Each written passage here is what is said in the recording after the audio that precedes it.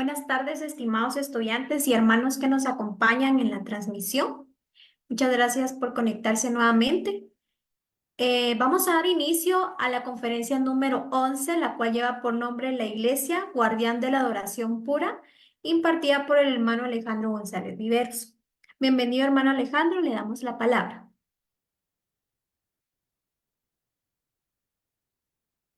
Muchas gracias, muchas gracias. Pues me da mucho gusto estar una vez más aquí con ustedes. Hace 2 días estuve compartiendo ya una pequeña conferencia, enseñanza, y bueno, hoy volvemos a estar aquí compartiendo. Entonces vamos a iniciar con una oración. Ya la vez pasada me presenté, considero que posiblemente no debe ser necesario hacerlo esta vez otra vez. Así que solamente vamos a orar y después de eso ya vamos a iniciar con la conferencia en esta ocasión. Entonces oremos.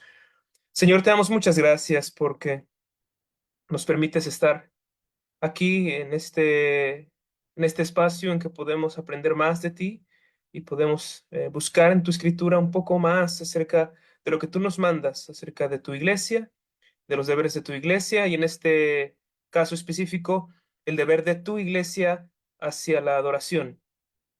Te pedimos, Señor, por favor, que nos ayudes, que nos ilumines para que tengamos luz en este tema, que me permitas tener claridad de expresión, sencillez de palabra, eh, y sobre todo, Señor, fidelidad al mensaje real de la Escritura.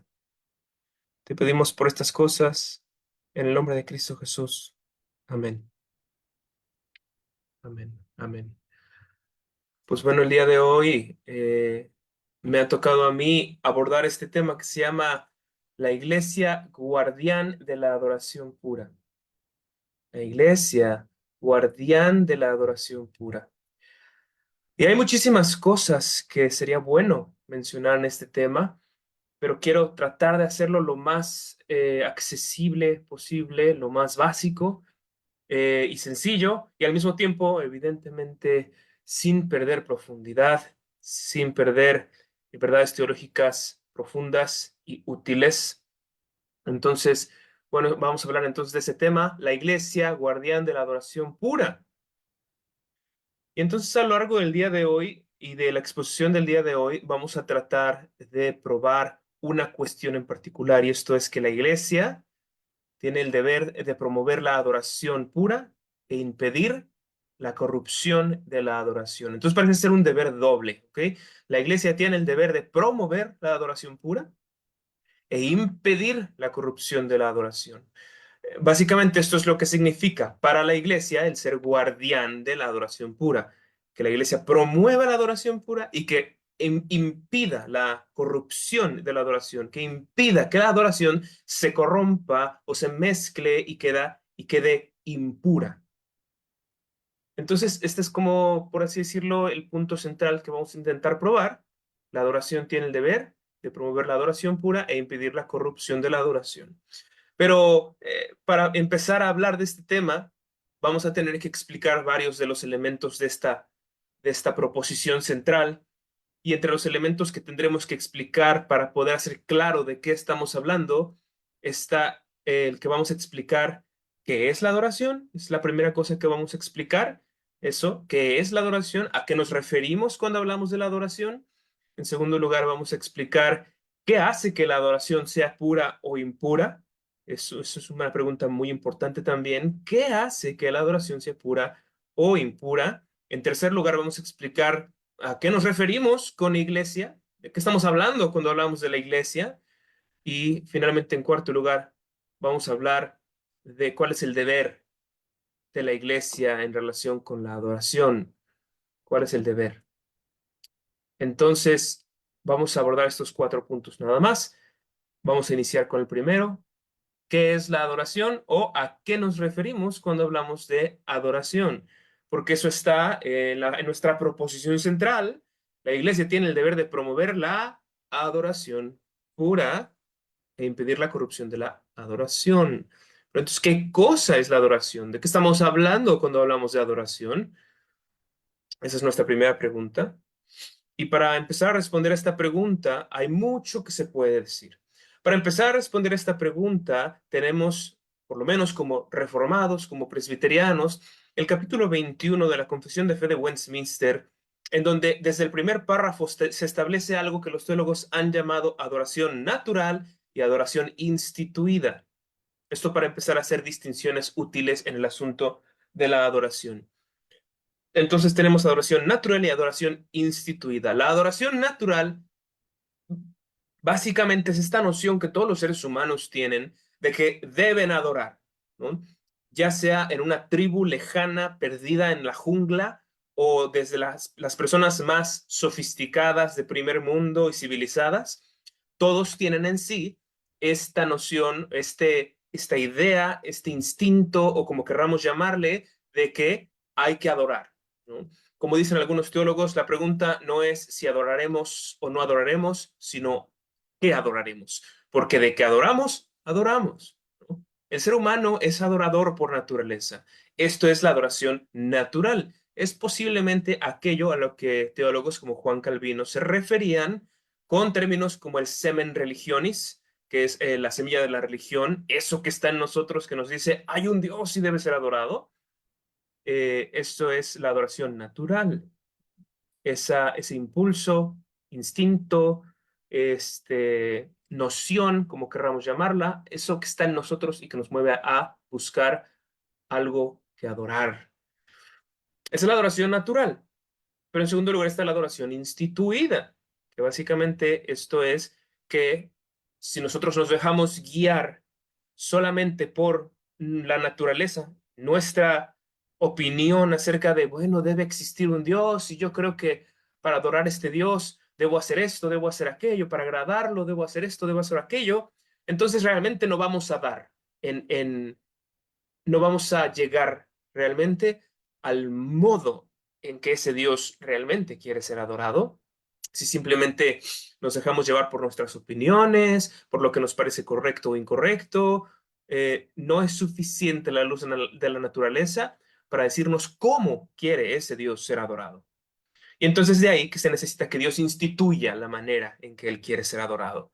Y esa es la adoración instituida, la manera en que Dios en su palabra nos dice, ok, yo sé que tú tienes en tu corazón el instinto, noción de adorarme, déjame decirte cómo hacerlo entonces. Déjame instituir para ti el modo correcto de adorarme. Esa es la adoración instituida. Entonces tenemos adoración natural y adoración instituida, pero también tenemos otra distinción que es muy útil, y es la distinción entre la adoración cotidiana y la adoración religiosa. La distinción entre la adoración cotidiana y la adoración religiosa no se encuentra como tal en el capítulo 21 de la Confesión de Fe de Westminster, pero me parece que es muy útil verlo de esta manera. Esto es a lo que los teólogos, los puritanos, se referían, no tanto con términos como adoración cotidiana y religiosa, sino más bien con términos como adoración mediata e inmediata. Entonces vamos a explicar un poquito estos dos tipos de adoración. En primer lugar, tenemos la adoración cotidiana, que, como lo dice el nombre, es simplemente la forma en que adoramos a Dios en nuestro día a día. Esta adoración cotidiana está basada en versículos como Romanos 12:1, en donde dice que debemos presentar nuestros cuerpos en sacrificio vivo, santo, agradable a Dios, que es nuestro culto racional. Y entonces, ¿qué tenemos que hacer? Presentar todo lo que somos, todo lo que hacemos, todo lo que pensamos en todo momento de nuestra vida, presentarlo a Dios como ¿qué? Como un culto racional. La palabra ahí para culto racional es un servicio racional, una adoración racional. ¿Y qué tenemos que hacer como una adoración a Dios? Todo, todo. Desde la cosa más mínima, como dice también en Primera de Corintios 10:31, ya sea que coman o que beban o que hagan otra cosa, háganlo todo para la gloria de Dios. Entonces la idea con la adoración cotidiana es que todo lo que hacemos tenemos que hacerlo pensando en la gloria de Dios y para la gloria de Dios, de un modo que glorifique a Dios. Y esto es a lo que llamamos adoración cotidiana, pero también, como decía hace un momento, es aquello a lo que los puritanos llamaron adoración mediata.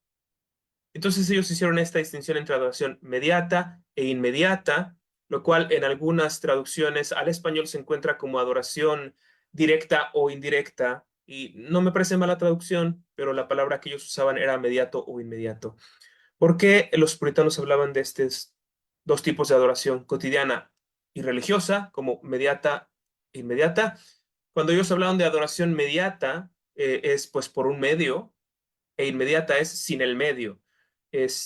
Cuando ellos hablan de adoración inmediata, no hablan de una adoración como nosotros pensaríamos en el término inmediato, como algo que sucede en este mismo instante. Cuando ellos hablan de algo inmediato, es que no tiene un medio. Y cuando hablan de algo mediato, es algo que tiene un medio. Entonces, la adoración mediata es aquellas acciones que hacemos y que cuya finalidad principal, o más bien no principal, su finalidad más próxima no es relacionarnos con Dios para agradarlo. Por ejemplo, cuando nosotros tomamos un vaso de agua, la finalidad más próxima es saciar nuestra sed. Ahora, debemos tener una finalidad superior, que es glorificar a Dios, pero la finalidad más próxima es saciar nuestra sed. Hay muchos actos que hacemos que tienen una finalidad muy próxima y que esa finalidad muy próxima no es necesariamente rendir un culto a Dios o relacionarnos con la divinidad de alguna manera en particular.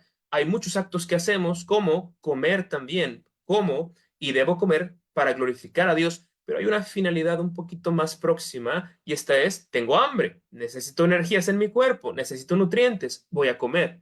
Ahora, ese es un propósito ahí muy próximo, pero el comer también tiene un propósito último que es darle gloria a Dios. Esas acciones entonces, que tienen un propósito allí muy próximo y que ese propósito muy próximo no es glorificar a Dios, sino otra cosa, esas son las acciones que constituyen la adoración mediata, que esas son, de hecho, pues todas las acciones que hacemos en nuestra vida cotidiana, en nuestro día a día. Desde que nosotros vamos a trabajar, por ejemplo, y cuando nosotros vamos a trabajar, hay una finalidad muy próxima que es, bueno, necesitamos tener dinero, necesitamos ahorrar para comer, la familia tiene que tener sostenimiento, etcétera. Ahora, aunque hacemos el trabajo para esta finalidad allí muy próxima, hay una finalidad última que es darle gloria a Dios. Entonces, todas esas acciones que tienen finalidades próximas que no son glorificar a Dios o relacionarnos con la divinidad son parte de la adoración cotidiana o la adoración mediata. ¿Por qué son mediata? ¿Por qué es adoración mediata? Porque sí queremos adorar a Dios por medio de esto, sí queremos adorar a Dios por medio de tomar un vaso de agua, comer o ir a trabajar, pero es por medio de algo que tiene una finalidad, y esta finalidad más próxima no es quizás agradar a Dios o más bien adorar a Dios, sino saciar mi hambre o ahorrar dinero, etcétera. Y entonces estas acciones son adoración mediata. En contraste con eso, hay otro tipo de acciones que no tienen ninguna otra finalidad, o por lo menos la finalidad más próxima es sí relacionarnos con Dios, sí estar en comunión con Él. Por ejemplo, orar. Orar es parte de esas acciones de adoración religiosa, de adoración inmediata, porque la adoración que está ahí luego, perdón, el propósito que está ahí luego, en acciones como orar, sí es relacionarme con Dios, sí es tener comunión con Él. No oro simplemente para escuchar mi propia voz, o no debería, no oro para ninguna otra finalidad, sino para relacionarme con Dios. No es como tomar un vaso de agua, lo cual sí hago primero para saciar mi sed, pero principalmente para glorificar a Dios. Orar es absolutamente solo para glorificar a Dios, para relacionarme con Él, para estar con Él. Esta acción como orar, quizás también como leer la Biblia, también como otro tipo de acciones como participar de los sacramentos, son ese tipo de acciones que conforman las acciones de la adoración inmediata o adoración religiosa. Entonces tenemos dos tipos de adoración aquí. Ya hablamos, de hecho, de cuatro con esto, que serían la adoración natural y la adoración instituida, que suceden en el capítulo 21 de la Confesión de Fe de Westminster. Y también tenemos la adoración cotidiana y la adoración religiosa, que también llamamos adoración mediata e inmediata. Ahora, todo esto para decir a cuál de estas nos referimos cuando decimos que la iglesia tiene el deber de promover la adoración pura. Cuando hablamos de que la iglesia tiene el deber de promover la adoración pura, estamos hablando de la adoración religiosa. de esos momentos especiales en que dejamos de realizar cualquier otro acto y, por así decirlo, entramos a la presencia de Dios en actos inmediatamente dirigidos a Él, inmediatamente dirigidos a relacionarnos con la divinidad, a relacionarnos con Dios en adoración, cuya finalidad no es otra como saciar la sed o ahorrar dinero, sino realmente la finalidad inmediata, próxima, es relacionarnos con Dios. Esa es la adoración religiosa y de esa es de la que estamos hablando cuando hablamos de que tenemos que promover la adoración pura e impedir la corrupción de la adoración. Hay mucho de esto que estoy diciendo de la adoración religiosa que si alguno tiene más interés de buscar un poco más en dónde puede ahondar en el tema de la distinción entre adoración cotidiana y adoración religiosa, un muy buen recurso es el libro Cánticos de Sion de Michael Bushell o Songs of Zion de Michael Bushell. Creo que no existe en español ese libro, pero el libro tal como está en inglés es muy bueno. Si alguien sabe inglés, es completamente recomendable. Hay una sección donde él define extensamente lo que es adoración y él sí la define como algo que va más allá de toda la vida y todas las acciones, sino más bien como un momento especial, con acciones especiales inmediatamente dirigidas a la gloria de Dios, tal como más o menos hemos definido aquí. Entonces, cuando hablamos de la adoración y mantener la pureza de la adoración, nos referimos a la adoración religiosa, la adoración inmediata, esos momentos particulares apartados del resto de nuestra vida y dedicados exclusivamente a relacionarnos con la divinidad, con Dios. Ahora, típicamente en la teología reformada estos momentos pueden dividirse en tres categorías también. O sea, estos momentos de adoración religiosa o adoración inmediata pueden dividirse en tres categorías diferentes, que son adoración pública, adoración privada y adoración secreta. ¿Ok? Adoración pública, adoración privada y adoración secreta. También existe fundamento bíblico para sostener estas distinciones. Por ejemplo, no vamos a buscar los pasajes para no consumir tiempo en ello, pero en Levítico 23, capítulo 3, encontramos que Dios dice que tenemos que santificar su día y que en su día tenemos que realizar una asamblea santa o una santa convocación para ir delante de Dios reunidos como pueblo suyo, lo que es la adoración pública, la adoración del pueblo de Dios todo junto, reunido delante de su Señor para escuchar al Señor y para adorarlo. Eso es la adoración pública, Levítico 23, versículo 3. También tenemos la adoración privada. La adoración privada es la que sucede no de forma pública, no de una manera en que se dice todo quien quiera venir venga, sino de una manera en que simplemente se llama a ciertas personas particulares. La adoración privada, entonces, vemos fundamento bíblico para la adoración privada en el Salmo 118, versículo 15, en donde se dice que se oye voz de júbilo en las tiendas de los justos. Ahora, este versículo funciona como fundamento bíblico para la adoración privada, porque cuando se habla de las tiendas de los justos, estas tiendas de los justos básicamente son el lugar donde vivía cada familia en Israel, en el tiempo en el que ellos estaban peregrinando en el desierto para llegar a la tierra prometida. Ellos estaban viviendo en tiendas, en carpas. Y la tienda era el lugar donde vivía cada familia. No vivía cada individuo en una tienda diferente, sino que vivía cada familia en una tienda diferente.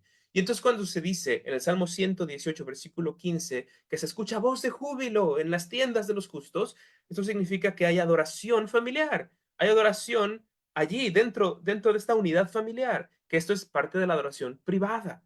No es una adoración pública, porque no está invitado todo el pueblo de Dios, ni tampoco es una adoración abierta a todo el que quiera venir.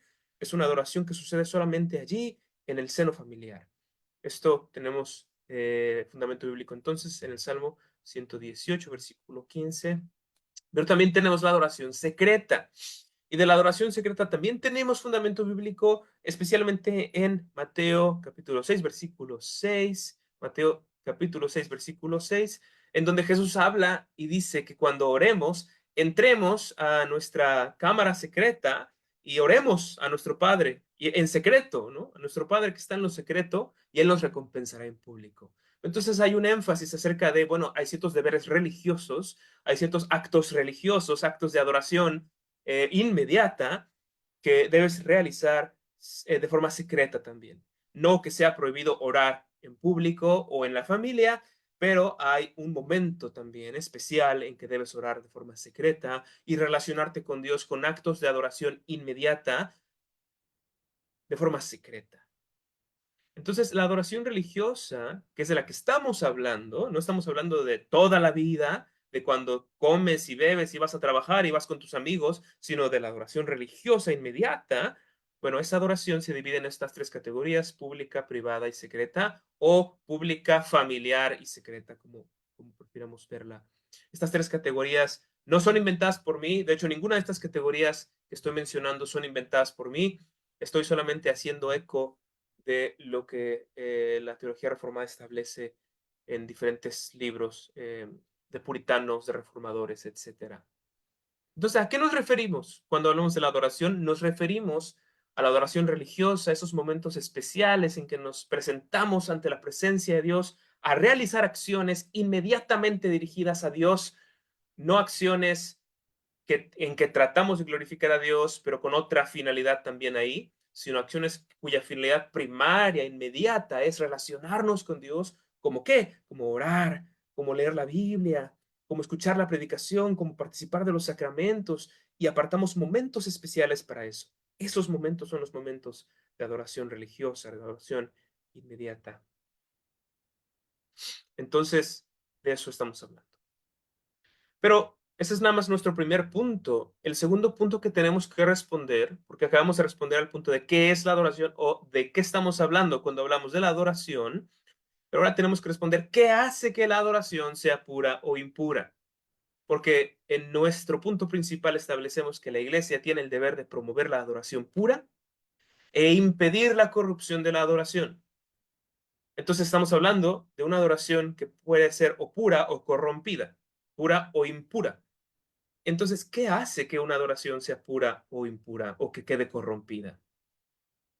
Bueno, en primer lugar, para empezar a explicar este punto, tenemos que establecer el principio, muy brevemente, el principio bajo el cual Dios regula su adoración. Dios quiere que en su adoración no hagamos nada más que lo que Él ha autorizado. Dios desea que en su adoración no hagamos nada más que lo que Él ha autorizado.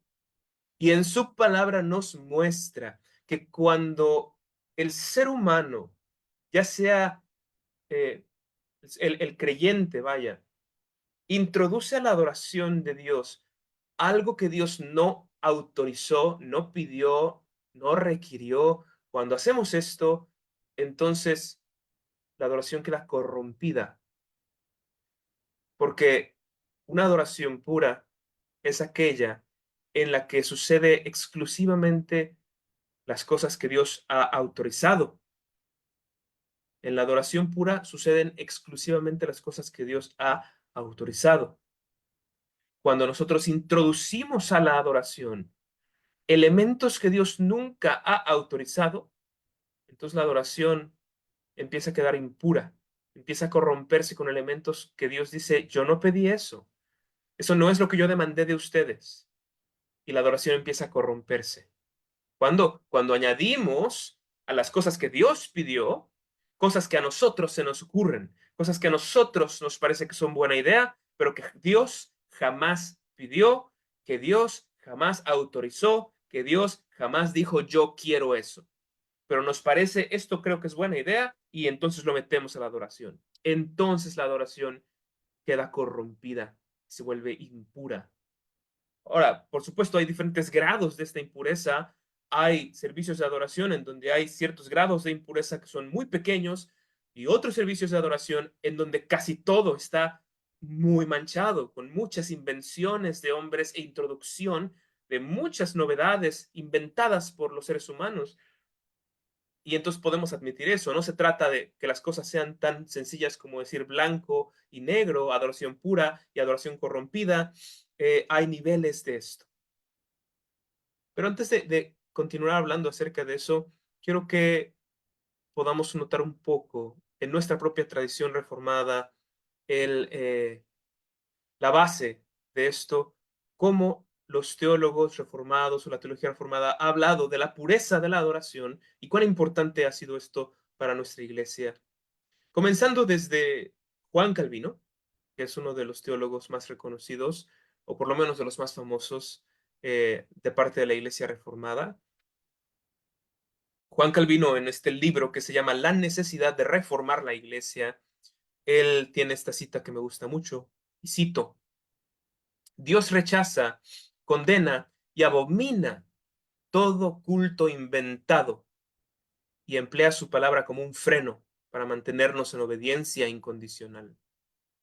Cuando desechamos este yugo, nos desviamos tras nuestras propias invenciones y le ofrecemos una adoración fabricada por el atrevimiento humano, que sin importar cuánto nos agrade, a sus ojos es solo una vana radicalización.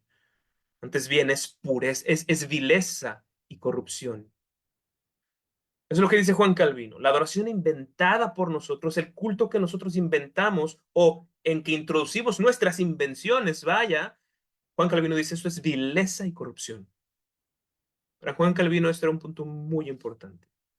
Pero tenemos también teólogos un poco posteriores, o sea, que vivieron después de Juan Calvino, como por ejemplo Thomas Watson. Que Thomas Watson fue un teólogo presbiteriano puritano y él también dice algo en su comentario a el Padre Nuestro o la oración del Señor.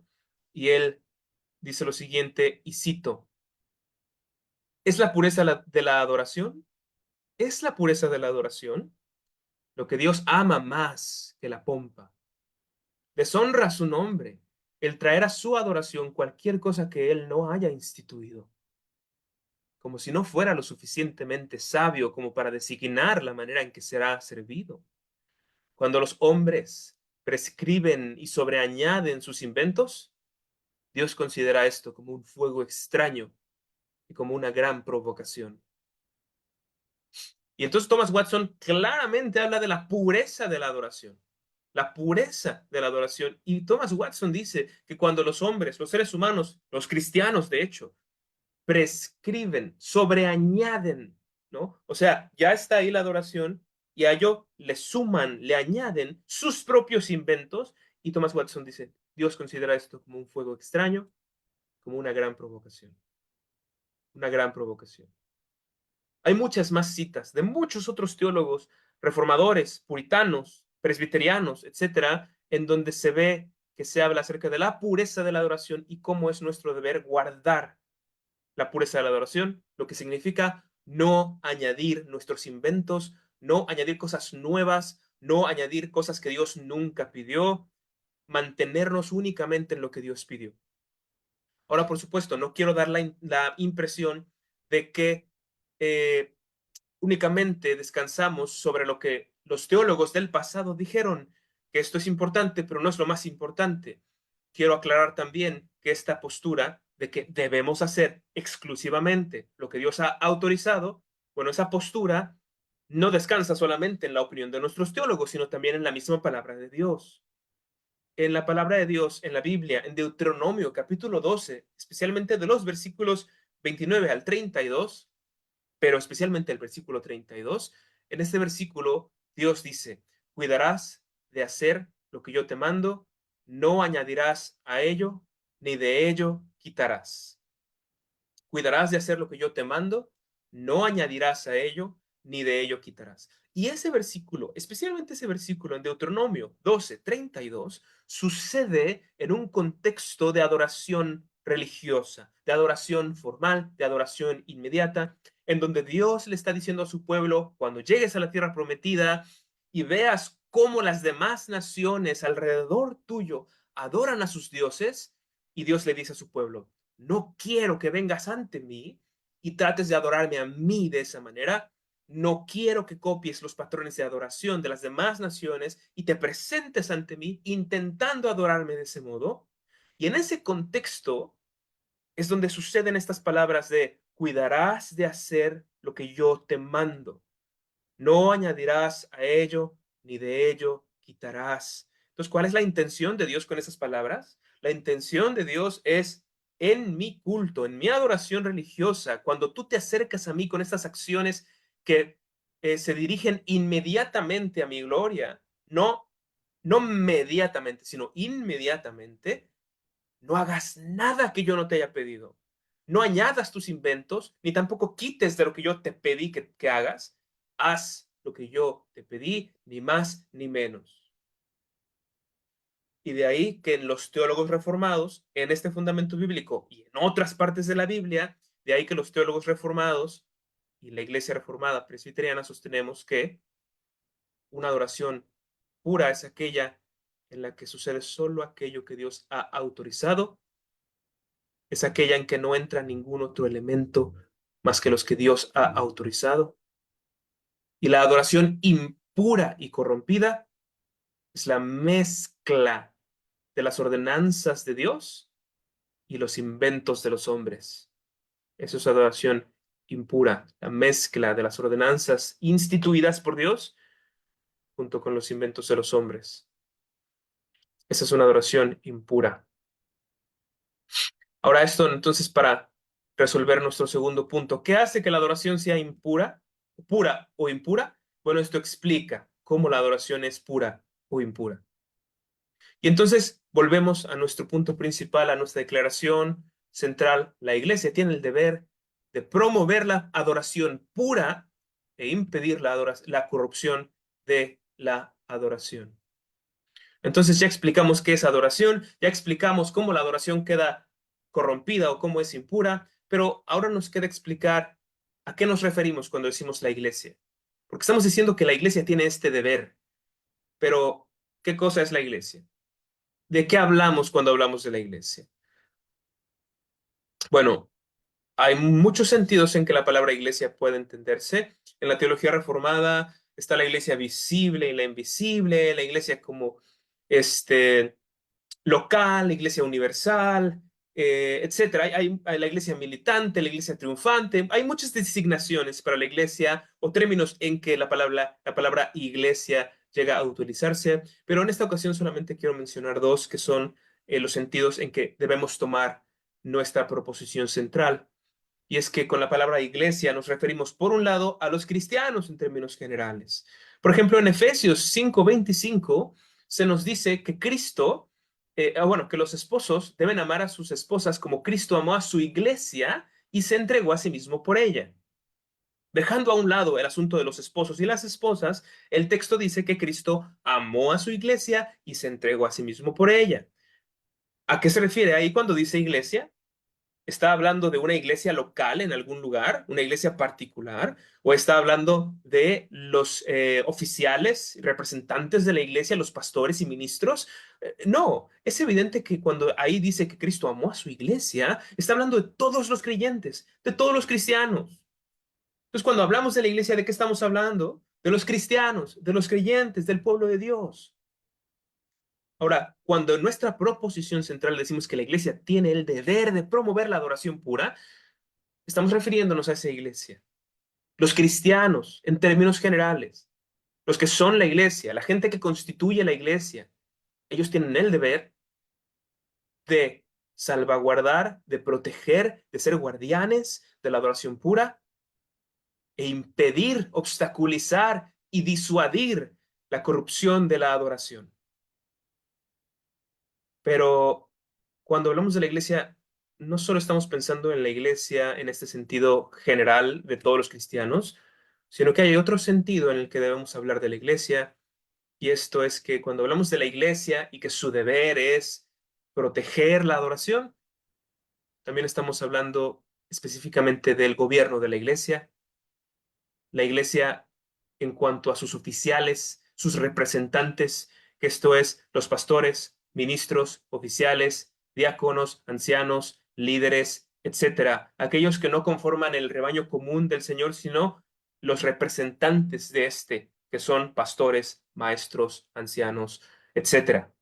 Aquellos en quienes descansa la autoridad de forma mucho más especial, de ellos estamos hablando cuando hablamos de que la iglesia tiene el deber de promover la adoración pura e impedir la corrupción de la adoración. De ellos estamos hablando.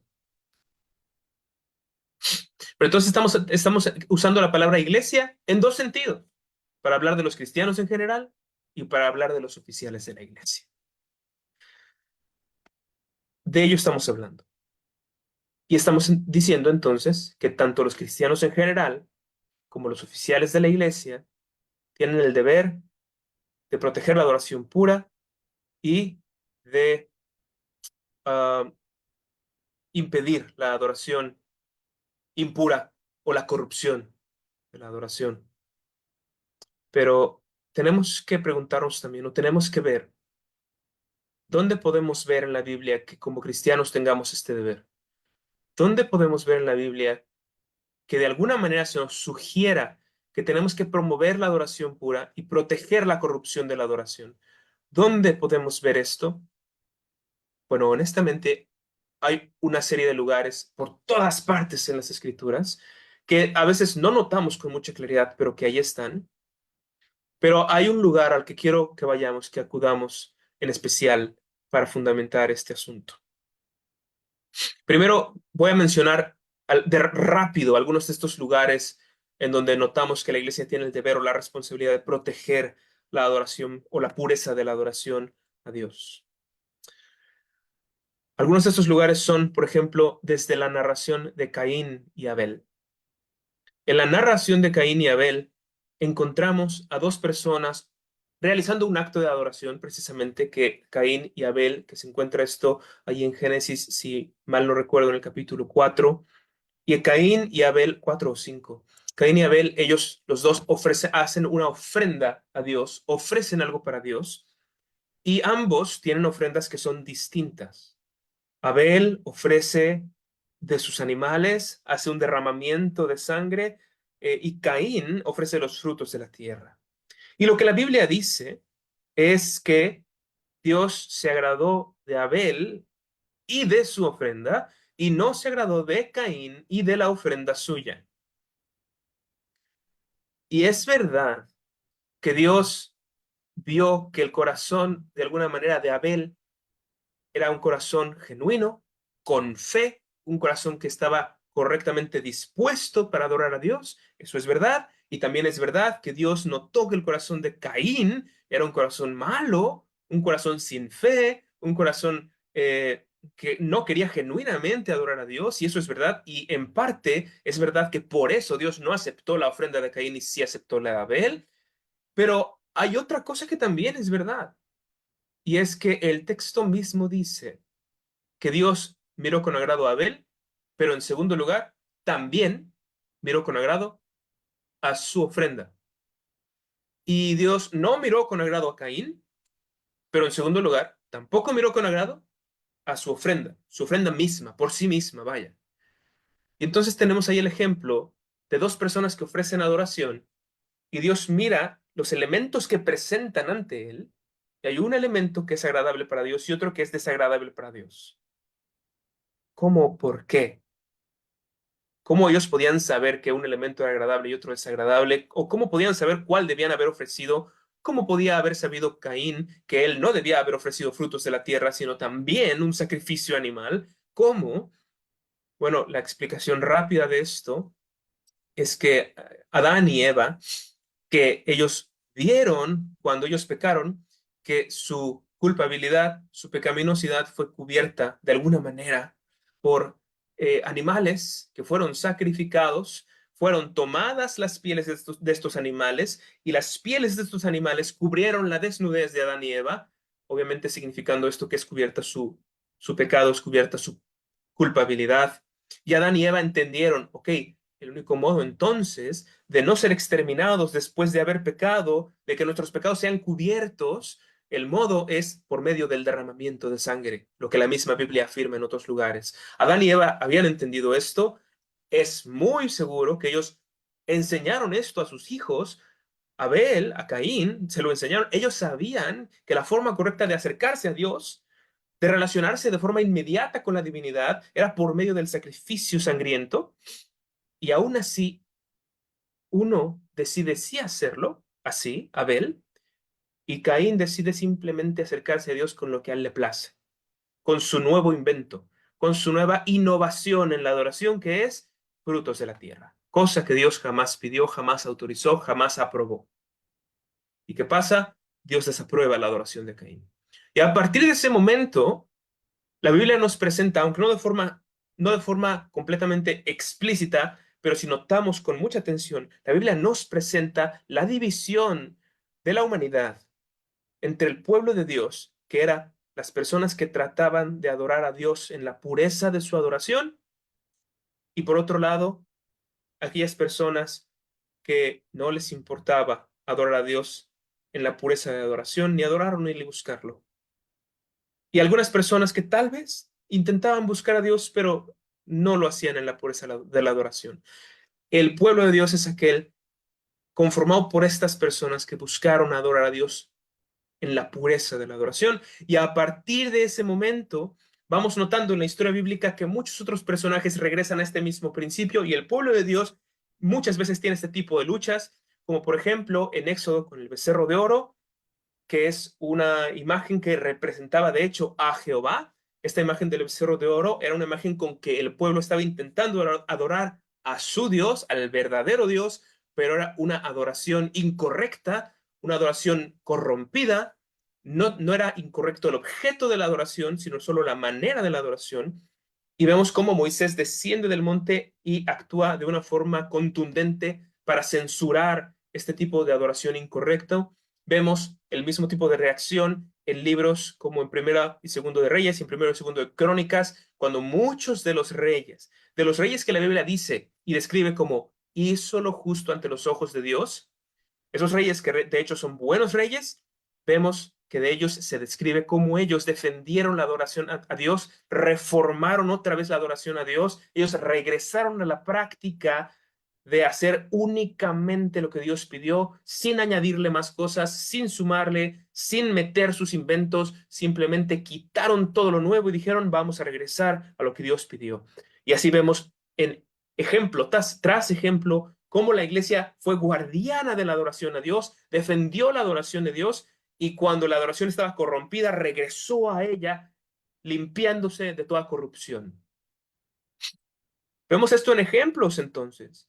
Y obviamente el último ejemplo, uno de los más grandes por lo menos ejemplos de un individuo limpiando la adoración a Dios, lo tenemos en el mismo Nuevo Testamento, cuando Jesús mismo entra al templo y ve a los cambistas, a los vendedores dentro del templo, y él toma básicamente un látigo y echa a la gente del templo, lo cual constituía, de hecho, una impureza en el lugar de adoración y en la adoración a Dios. Es un tema importante el tema de la adoración a Dios y de la pureza de la adoración, pero en particular hay un lugar que no es solamente un ejemplo, sino que es un mandamiento y que tal vez a veces no entendemos correctamente, pero en ese mandamiento se nos requiere que cuidemos de la adoración a Dios y que impidamos que la adoración sea corrompida. Este lugar se encuentra en lo que conocemos como el segundo mandamiento, Éxodo 20. El segundo mandamiento dice, no te harás imagen ni ninguna semejanza de lo que esté arriba en el cielo o abajo en la tierra o en las aguas debajo de la tierra. No te inclinarás a ellas ni las honrarás, porque yo soy Jehová tu Dios, etcétera, etcétera, etcétera. Pero el punto es, el segundo mandamiento dice, no te harás imagen, etcétera. ¿Qué es o cuál ha sido el entendimiento reformado de lo que pide ese mandamiento? ¿Qué es lo que nosotros como presbiterianos reformados entendemos que pide ese mandamiento, ese segundo mandamiento? En el Catecismo Mayor de Westminster, en la pregunta 109, leemos la explicación de los deberes, o más bien las cosas que se prohíben en el segundo mandamiento.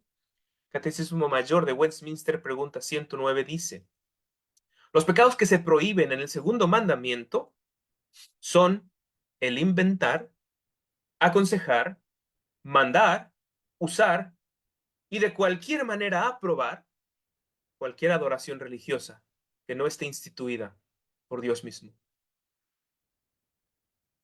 Entendemos como reformados que el segundo mandamiento manda o prohíbe que inventemos, que aconsejemos, que mandemos, que usemos o que aprobemos cualquier adoración religiosa que no haya sido instituida, aprobada, autorizada, requerida, pedida por Dios mismo. Es decir, todas esas maneras en que los hombres quieren adorar a Dios y que Dios no lo pidió, esas maneras no las debemos inventar, no las debemos aconsejar, no las debemos mandar, no las debemos usar y no debemos hacer nada que parezca que aprobamos esas maneras. Eso es lo que entendemos que nos pide el segundo mandamiento.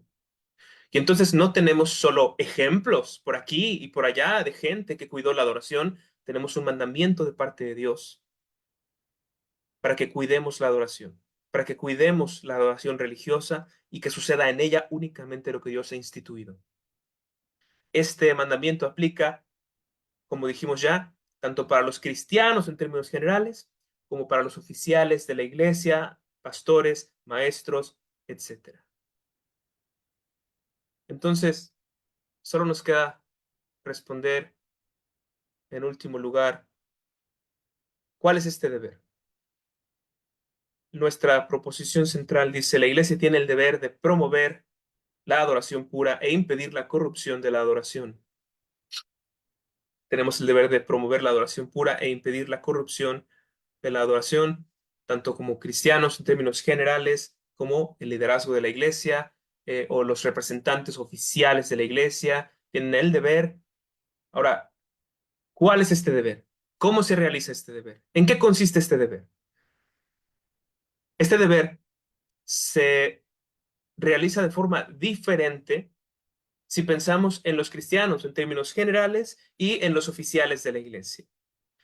Y por lo menos podemos dividirlo en dos formas, dos deberes, como ya dijimos desde el principio, que es por un lado debemos promover la adoración pura, pero por otro lado debemos impedir la adoración impura. Entonces hablemos en primer lugar de promover la adoración pura. Promover la adoración pura, que eso es parte de nuestro deber. ¿Cómo podemos hacerlo como cristianos? En términos generales, el pueblo común de Dios, no los pastores, no los líderes, simplemente como creyentes comunes y corrientes, ¿cómo podemos promover la adoración pura? Bueno, una de las maneras en las que podemos promover la adoración pura, y esto como cristianos comunes y corrientes tiene que quedar claro, no es nuestro papel, no es el papel del creyente común y corriente elevarse a sí mismo o ponerse a sí mismo en postura, en posición de maestro de la iglesia y entonces empezar a enseñar acerca de la pureza de la adoración. El ser maestro de la iglesia es un llamado de parte de Dios, tanto como ser ministro en una iglesia. No podemos exaltarnos. Los cristianos comunes y corrientes, quienes no tienen ninguna ordenación o llamado de Dios, no pueden exaltarse a sí mismos y colocarse en una posición de yo soy maestro de la iglesia y voy a instruir al pueblo de Dios en X o Y cosa, y entre esas cosas no puede el cristiano común y corriente simplemente ponerse como yo soy el maestro de la adoración pura o una cosa así, y entonces decirle a todos sus demás hermanos, ustedes van a estar aquí, van a aprender de mí lo que yo voy a enseñar. Los maestros de la iglesia son aquellos que son llamados por la misma iglesia. Y ser maestro en la iglesia es un oficio eclesiástico tanto como ser pastor en una iglesia. Y por esa razón, no cualquiera puede elevarse y autonombrarse como maestro de la iglesia. Y por lo mismo, no cualquiera puede pensar, voy a promover la adoración pura. ¿Cómo lo voy a hacer? Bueno, voy a ser maestro de la adoración pura. Lo que sí podemos hacer y que es completamente legítimo como cristianos comunes y corrientes es compartir lo que encontremos. Compartir no como maestro en una enseñanza formal, en el contexto de la iglesia, en una clase o en un curso, pero lo que sí podemos hacer es compartir como, hermano, el otro día leí esto, te recomiendo este libro, o el otro día escuché una clase, aprendí esto, aprendí esto, aprendí esto, aprendí esto, ¿no? Compartir como cristianos es completamente legítimo que compartamos, que abramos la Biblia y digamos, hermano, estaba leyendo este texto de la Biblia y me pareció ver esto y esto me impactó, etcétera, etcétera, etcétera. Todas esas cosas son completamente legítimas, pero como cristianos comunes y corrientes no tenemos el poder para autonombrarnos maestros de la iglesia, instructores de la iglesia. Así podemos promover la adoración pura, compartiendo, no como maestros. ¿Cómo pueden promover la adoración pura los que sí son oficiales de la iglesia, los que sí tienen un cargo eclesiástico formal, pastores, ministros, etcétera. Bueno, para los pastores, ministros, etcétera, sobre ellos recae mucho más el promover la adoración pura. Y una de las cosas que pueden hacer es lo que vemos que en la Biblia hicieron aquellas personas que precisamente promovieron la pureza de la adoración, ver qué es lo que hicieron aquellos reyes cuando notaron que el pueblo estaba adorando de una forma impura y quisieron restaurar la adoración. ¿Qué es lo que hicieron ellos? ¿Qué es lo que hizo, por ejemplo, Esdras cuando vio que el pueblo estaba yéndose tras una adoración impura? ¿Qué es lo que hicieron ellos? Bueno, debemos hacer eso como oficiales de la iglesia. ¿Qué es eso? Una de estas cosas muy central es precisamente la enseñanza. La enseñanza de la pureza de la adoración. Una de las cosas precisamente que Esdras hizo cuando regresó a enseñar al pueblo, pues la palabra de Dios, es que, bueno, él hizo eso, pues se paró ante el pueblo, abrió el libro de la ley y lo explicó y le iba dando sentido a lo que decía el libro de la ley de Dios, le iba dando sentido ante todo el pueblo para que todo el pueblo escuchara y se diera cuenta de qué es lo que habían estado haciendo mal y qué es lo que debían haber hecho. Parte de lo que los oficiales tienen que hacer, los oficiales de la iglesia, es enseñar acerca de la adoración y de la pureza de la adoración. Ahora, por supuesto, y esto tiene que tener ciertos matices, esto no significa que este deba ser el único tema que se enseña en la iglesia, ni tampoco debe ser el tema más importante que se enseña en la iglesia, ni el fundamento de todo lo demás. Los temas relacionados con la adoración son muy importantes. No podemos asignarles un lugar como de simplemente opcionales, son muy importantes, pero tenemos que mantener siempre en el centro las cuestiones que son las fundamentales, que no es, honestamente, la adoración, sino el Evangelio de Cristo Jesús. Con todo, los oficiales aún así deben defender, promover la adoración pura, enseñando acerca de la adoración pura, enseñando, enseñando. Una segunda cosa para promover la adoración pura y que es lo que también vemos en los ejemplos de Reyes y de Esdras y de otros personajes, es qué es lo que ellos hicieron cuando notaron que el pueblo se estaba desviando. Una cosa que ellos hicieron en muchas partes en la Biblia es llamar al pueblo a arrepentimiento y reconsagración a Dios, a volver a Él y juntos decirle, Señor, hemos fallado, perdónanos, restáuranos, permítenos caminar de regreso en tu senda. Los oficiales de la iglesia pueden hacer esto para promover la adoración pura. Y si los oficiales de la iglesia se dan cuenta que en la adoración han sido introducidas impurezas, inventos de hombres y quieren regresar, un camino bíblico de regreso es precisamente el arrepentimiento. Es que los líderes le digan al pueblo, pueblo, clamemos ante Dios y digamos, Señor, hemos fallado, perdónanos. Esto es lo que hizo Esdras. Esto es lo que hicieron muchos de los reyes en el Antiguo Testamento después de que se dieron cuenta que la adoración a Dios había quedado manchada, como Josías, como Ezequías. Ellos simplemente se arrepintieron ante Dios nacionalmente, públicamente, y llamaron a todos a hacer eso mismo y a decir, Señor, ayúdanos a volver a lo que tú pediste. ¿Qué hace esto? Esto promueve la adoración pura. Esto promueve la adoración pura. Y obviamente que esto de arrepentirse es algo que también a nivel individual, como cristianos comunes, podemos hacer, pero es algo que recae mucho más sobre los oficiales de la iglesia y que ellos llamen a la iglesia, porque ellos tienen poder para hacer esto, llamen a la iglesia, a clamar ante Dios y pedir perdón por los pecados cometidos.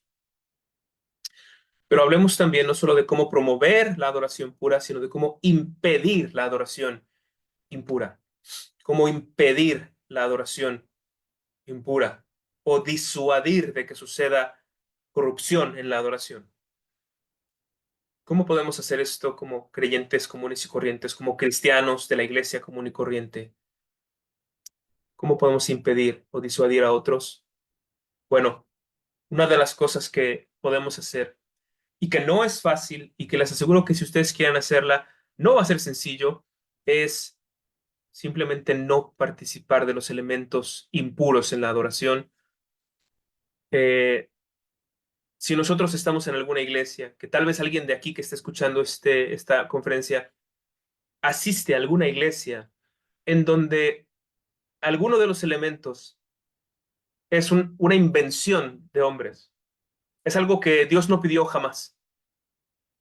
¿Cómo podemos disuadir a la iglesia de manera prudente, siendo no siendo pastor de esa iglesia, no siendo anciano de esa iglesia, no teniendo ninguna especie de poder eclesiástico, simplemente siendo un cristiano común y corriente? ¿Qué actos podemos tomar para impedir la corrupción de la adoración?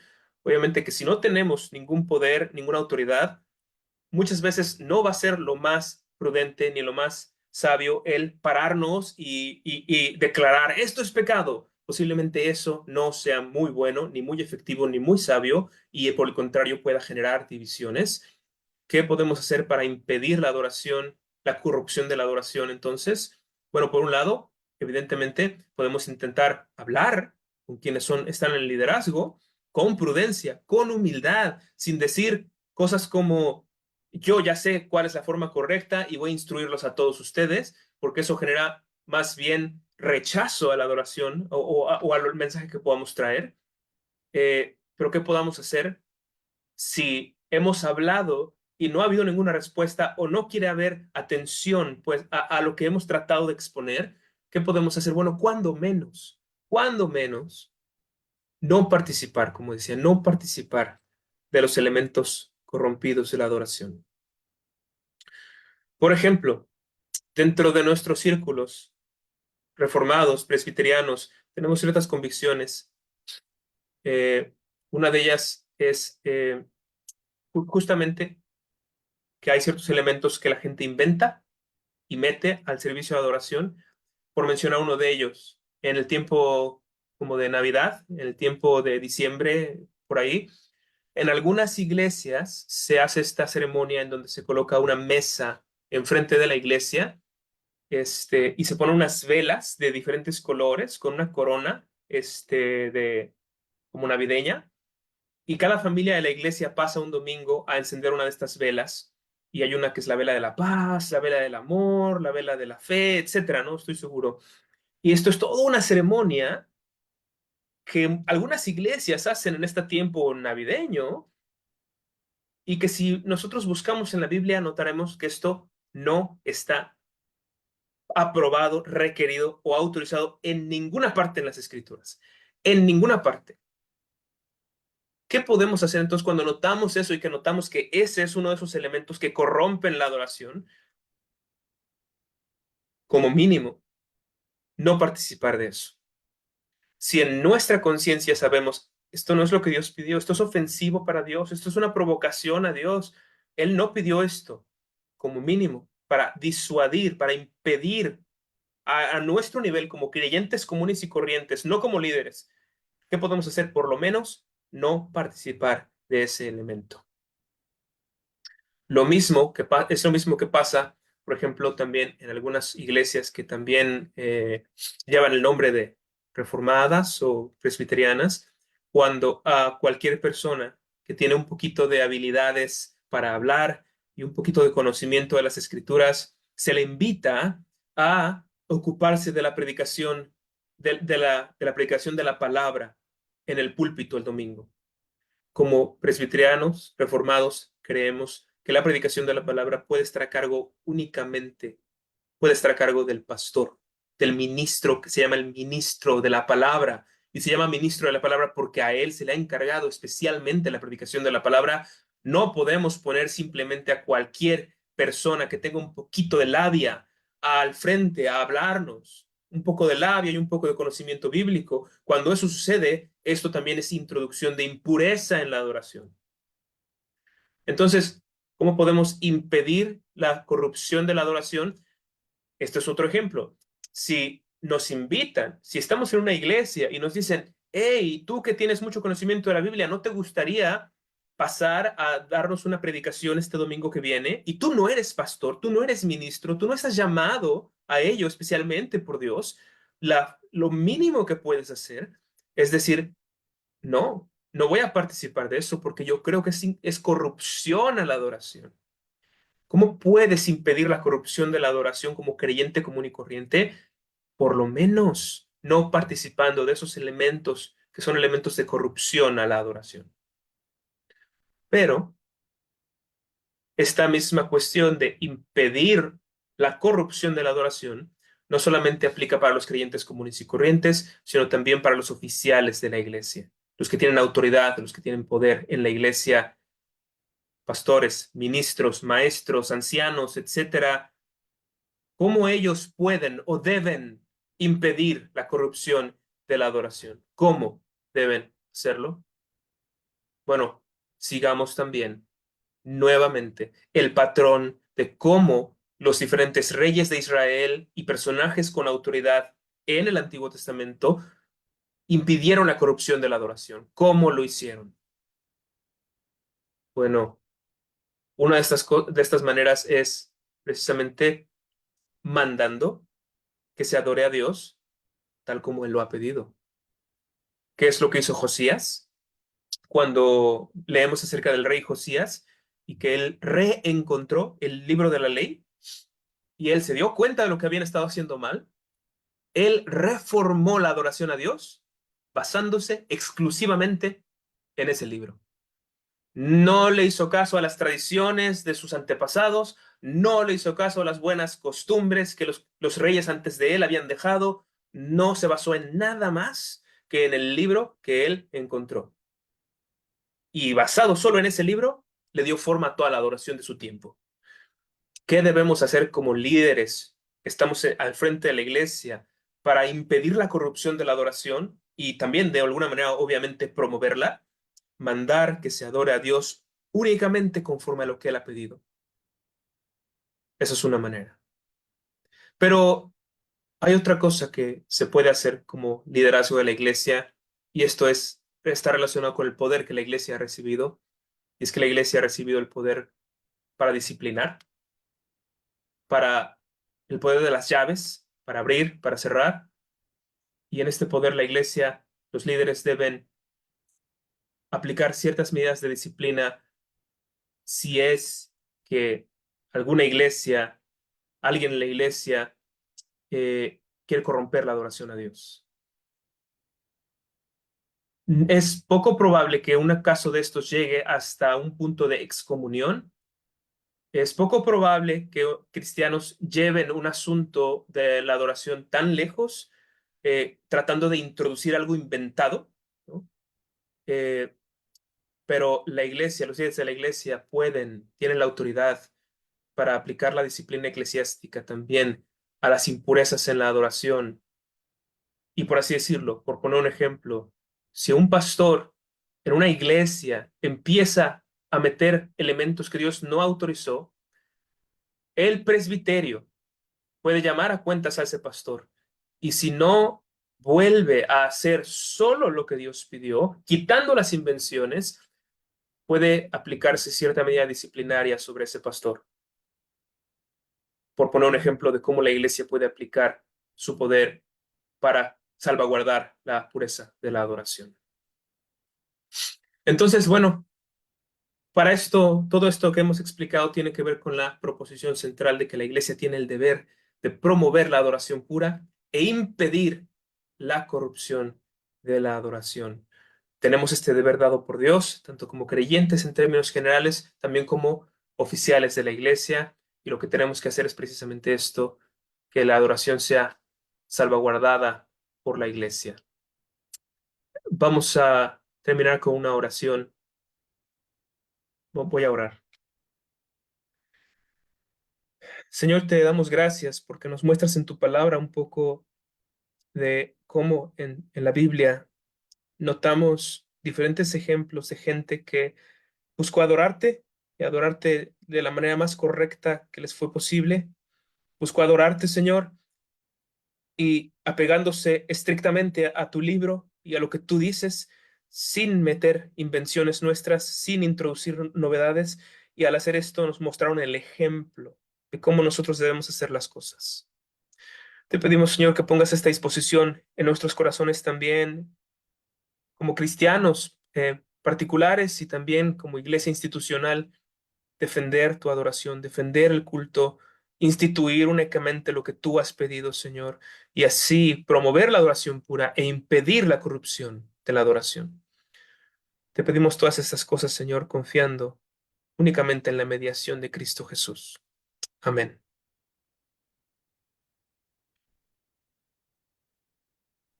Muchas gracias por esta conferencia, hermana Alejandro. La Academia de Ginebra, los estudiantes y los demás hermanos que nos sintonizan desde la transmisión, agradecemos su tiempo y disposición de compartirnos esta enseñanza. Que Dios le bendiga. Vamos a continuar con la sección de preguntas. Un estudiante consulta, ¿qué material recomendaría para aprender a conocer la adoración pura para no ser arrastrado a la adoración impura? Y también pregunta una persona que tiene el don de maestro, si este no está ordenado como pastor, ¿no es apto para enseñar? Muy buenas preguntas. Ok, la primera pregunta, ¿qué material recomendaría para aprender a conocer la adoración pura, para no ser arrastrado a la adoración impura?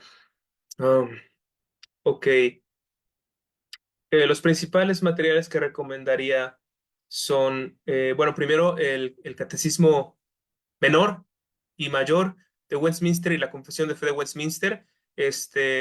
Obviamente no todo, sino las secciones que hablan acerca de la adoración. En la Confesión de Fe de Westminster, el capítulo 21, en el Catecismo Mayor y Menor, las preguntas que hablan acerca del segundo mandamiento y también las preguntas que hablan acerca de los medios de gracia como la predicación y la oración. En esas preguntas también se especifica quién debe enseñar, quién debe predicar la palabra, que está muy conectado también con la pureza de la adoración. Y junto con esto, con estos materiales, lo que recomendaría es buscar comentarios al Catecismo Mayor, al Catecismo Menor y a la Confesión de Fe de Westminster, especialmente los comentarios al Catecismo Menor. Hay muchísimos comentarios al Catecismo Menor, pero de entre todos ellos, el que más puedo recomendar es el comentario de Thomas Boston. Thomas Boston tiene un comentario del Catecismo Mayor que es muy bueno, muy exhaustivo, y en él los capítulos en donde él explica los asuntos de la adoración y los medios de gracia, las ordenanzas, etcétera, él lo hace de una manera magistral y es muy bueno, explicando cuáles son los elementos que están aprobados por Dios y cuál es el peligro de meter inventos en la adoración. Lo único es que, bueno, creo que para este punto, tanto los Confesión de Fe de Westminster y los dos catecismos están en español, los pueden encontrar en español. Y también el comentario de Thomas Boston me parece que ya está en español. Me parece que Credo Press lo ha publicado en español. Y no sé si ya terminó de publicarlo todo, pero por lo menos una parte ya me parece que está allá en Amazon disponible para que lo compren. Ignoro cuál sea la calidad de la traducción y como siempre recomendaría mucho más que pudieran leer en inglés y que lo lean directamente en el inglés original, pero entiendo que pueda esa no ser una posibilidad. A la segunda pregunta, una persona que tiene el don de maestro, si este no está ordenado como pastor, no es apto para enseñar. Ok, si hablamos de ser apto, como de tener la aptitud, pues creo que es apto para enseñar, pero la pregunta no es si es apto, me parece, la pregunta es si debería serlo delante de Dios, si a Dios le agradaría que enseñe. Nuevamente, si nosotros estamos enseñando en un contexto informal, no sé, yo me reúno con un hermano en un café y leemos un libro y abrimos la Biblia y decimos, oye, mira, el otro día leí esto y me impactó y empezamos a enseñarnos, a compartirnos, no hay nada malo en eso, o estamos después del servicio de adoración platicando con un grupo de hermanos y estamos diciendo, hey, la doctrina tal, la doctrina cual, y empezamos a hablar, no hay nada de malo en eso, pero el elevarse a decir, yo me voy a poner enfrente de un grupo y voy a empezar a dar la enseñanza formal de la palabra de Dios en este y esto y esto, eso ya es otra cosa, eso ya es colocarse como maestro en la iglesia y eso no lo puede hacer cualquier persona, sino solamente quienes han sido llamados o para ser pastores, que ellos también pueden enseñar, o quienes han sido llamados para ser maestros. También los ancianos tienen la potestad de enseñar, pueden enseñar, pero muchas veces bajo la autorización del presbiterio, especialmente cuando se trata de la predicación de la palabra, los ancianos predican solamente bajo la autorización del presbiterio, pero pueden enseñar también. Entonces, esto no quiero que nadie se sienta desanimado de enseñar, sino que más bien notemos la gran importancia de que no cualquiera puede ponerse enfrente a empezar a hablar acerca de Dios, no cualquiera. Entonces, bueno, esa es la respuesta. Gracias. Siguiente pregunta dice, ¿los requisitos de los diáconos y ancianos tienen alguna diferencia notoria o dichos requisitos son lo mismo para ser diáconos o ancianos? ¿Qué dicen las cartas del Nuevo Testamento? Los requisitos de diáconos y ancianos, me parece que son distintos. Cuando se habla de los ancianos, tiene que ver con esta lista de que sea marido de una sola mujer, apto para enseñar, etcétera. Y de los ancianos, perdón, de los diáconos, no veo que de los diáconos se hable en ese tipo de listas. Pero para ser muy honesto, ignoro cuál pueda ser la lista de requisitos de los diáconos. Para ser muy honesto, debe haber evidentemente, pero en este momento no la tengo yo ni en mi memoria, ni tengo tampoco la referencia de algún libro donde pueda estar. Posiblemente estará en el libro de La Iglesia de Cristo de James Bannerman o The Church of Christ de James Bannerman. Es uno de los mejores libros de eclesiología que han existido desde todos los tiempos.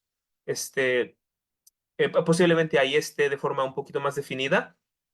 También posiblemente se diga algo, tengamos algo de claridad si leemos este documento que se llama La Forma de Gobierno Presbiteriana. Es un documento breve, pero muy conciso. Seguramente ahí también se dicen algunos de los requisitos de forma más clara de lo que yo estoy pudiendo articularlos en este momento. Pues no tengo respuesta, pero si ustedes van a esos recursos, posiblemente puedan obtener más claridad. Perfecto. También recomendamos los libros publicados por dos publicaciones acerca de la adoración.